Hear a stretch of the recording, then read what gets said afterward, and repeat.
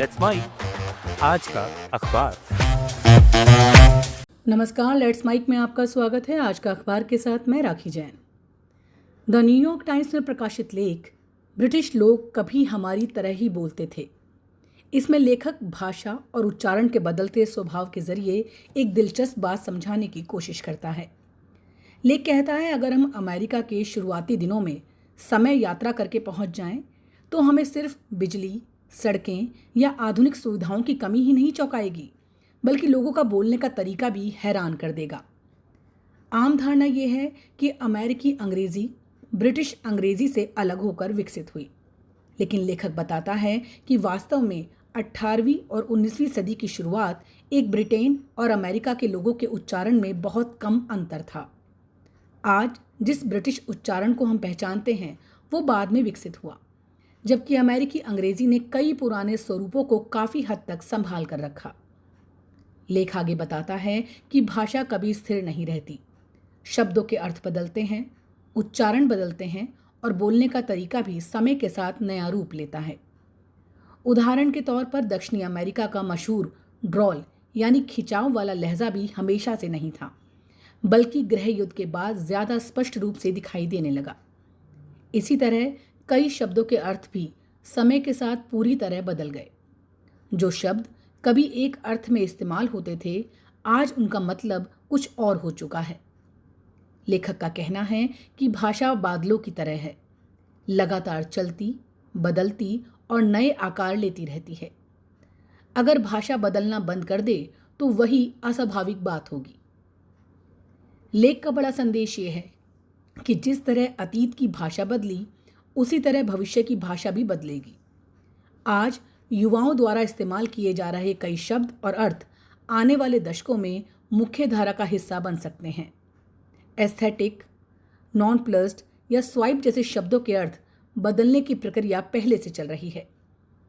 लेखक अनुमान लगाता है कि 2076 तक लोग इन शब्दों को आज से बिल्कुल अलग संदर्भों में समझ सकते हैं। यानी भाषा का कोई अंतिम रूप नहीं होता, हर पीढ़ी उसे थोड़ा थोड़ा बदलती रहती है। कुल मिलाकर ये लेख सिर्फ अमेरिकी और ब्रिटिश उच्चारण की कहानी नहीं है।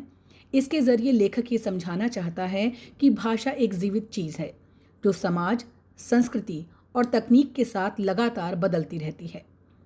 जिस तरह हमारे पूर्वजों की अंग्रेजी आज हमें अलग लगती है, उसी तरह हमारी आज की भाषा भी आने वाली पीढ़ियों को पुरानी और अजीब लग सकती है। यही भाषा की सबसे दिलचस्प और स्वाभाविक विशेषता है। द गार्जियन में प्रकाशित संपादकीय ट्रंप की सर्वव्यापकता, एक राजा की तरह ध्यान आकर्षित करने की कोशिश। इसमें अखबार अमेरिकी राष्ट्रपति डोनाल्ड ट्रंप के बढ़ते व्यक्ति पूजा वाले राजनीतिक अंदाज पर चिंता जताता है। संपादकीय का तर्क है कि लोकतांत्रिक व्यवस्थाओं में आमतौर पर सत्ता में बैठे नेताओं का महिमा मंडन करने से बचा जाता है, क्योंकि इससे लोकतांत्रिक संस्थाओं से ज्यादा व्यक्ति का महत्व बढ़ने लगता है। लेकिन ट्रंप के दौर में अमेरिका में ऐसी कई पहलें दिखाई दे रही हैं जिनमें उनकी तस्वीर, नाम और व्यक्तिगत पहचान को सरकारी संस्थानों और सार्वजनिक जीवन में अधिक प्रमुखता से स्थापित करने की कोशिश हो रही है। संपादकीय बताता है कि इतिहास में तानाशाही या अधिनायकवादी व्यवस्थाओं की एक पहचान ये रही कि नेता की छवि हर जगह दिखाई देती है। लेख ट्रंप की तुलना सीधे उन नेताओं से नहीं करता, लेकिन ये जरूर कहता है कि उनके नाम पर इमारतें, स्मारक, मुद्रा या सार्वजनिक स्थान बनाने की कोशिशें लोकतांत्रिक परंपराओं के विपरीत हैं। उदाहरण के तौर पर अमेरिका के पहले राष्ट्रपति जॉर्ज वॉशिंगटन ने खुद अपने नाम और चेहरे को सरकारी प्रतीकों से दूर रखने की कोशिश की थी, जबकि ट्रंप के दौर में उल्टा रुझान दिखाई देता है। अखबार का कहना है कि ये सिर्फ व्यक्तिगत अहंकार या ब्रांडिंग का मामला नहीं है, बल्कि सत्ता के प्रति एक खास सोच को भी दर्शाता है। लेख के अनुसार ट्रंप की राजनीति धीरे धीरे ऐसी व्यवस्था का रूप लेती दिख रही है जिसमें व्यक्तिगत निष्ठा, राजनीतिक संरक्षण और निजी हितों का मेल बढ़ता जा रहा है। संपादकीय इसे आधुनिक लोकतंत्र की बजाय किसी शाही दरबार जैसी संस्कृति से जोड़कर देखता है, जहां सत्ता का केंद्र संस्थाएं नहीं बल्कि एक व्यक्ति बन जाता है। गार्जियन का मानना है कि जब नेता अपने नाम और छवि को राष्ट्र की पहचान के साथ जोड़ने लगते हैं तो ये लोकतांत्रिक संतुलन के लिए अच्छा संकेत नहीं माना जाता। हालांकि संपादकीय ये भी याद दिलाता है कि ऐसे प्रयास हमेशा सफल नहीं होते। कई शोध बताते हैं कि नेताओं की तस्वीरें, स्मारक या नामकरण लोगों की वास्तविक राय को बहुत ज़्यादा नहीं बदल पाते, बल्कि कभी कभी इसका उल्टा असर भी पड़ता है और जनता में नाराज़गी बढ़ती है। लेख अमेरिकी जनमत सर्वेक्षणों का हवाला देते हुए कहता है कि बड़ी संख्या में अमेरिकी नागरिक नहीं चाहते कि ट्रंप के नाम पर सरकारी इमारतों का नामकरण उनके राष्ट्रपति रहते किया जाए। इसलिए अखबार का निष्कर्ष ये है कि जब आम लोग महंगाई, आर्थिक चुनौतियों और रोज़मर्रा की परेशानियों से जूझ रहे हों, तब किसी नेता का अपनी व्यक्तिगत छवि को स्थापित करने पर जोर जनता की प्राथमिकताओं से कटे होने का संकेत भी माना जा सकता है। कुल मिलाकर ये संपादकीय लोकतंत्र में व्यक्ति पूजा के बढ़ते रुझान के खतरों की ओर ध्यान दिलाता है और संस्थाओं को व्यक्ति से ऊपर रखने की जरूरत पर बल देता है। अल जजीरा में प्रकाशित लेख तुर्की और इंडोनेशिया द्विपक्षीय वार्ताओं से क्या हासिल करना चाहते हैं।